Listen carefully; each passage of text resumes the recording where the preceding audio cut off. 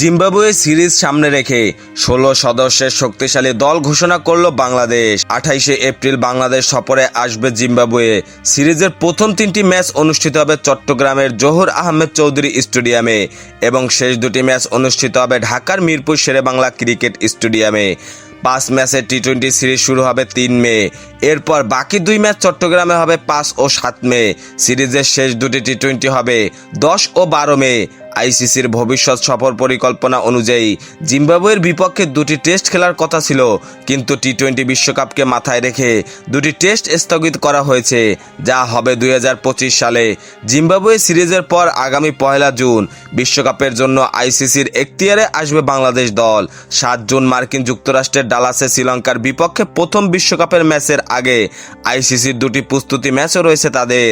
সব মিলিয়ে আগামী 3 মাস দারুণ ব্যস্ত সময় কাটাবে শান্ত লিটনরা। জিম্বাবুয়ের সিরিজকে সামনে রেখে 16 সদস্যের টি-20 দল ঘোষণা করেছে বাংলাদেশ ক্রিকেট বোর্ড।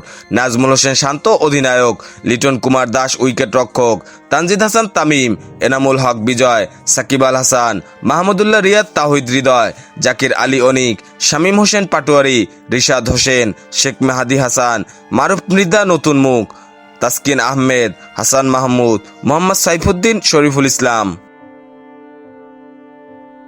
খেলাধুলার সকল আপডেট পেতে আমাদের ইউটিউব চ্যানেলটি সাবস্ক্রাইব এবং ফেসবুক পেজটি ফলো দিয়ে লাইক, কমেন্ট, শেয়ার করে আমাদের সাথে যুক্ত থাকুন। ধন্যবাদ।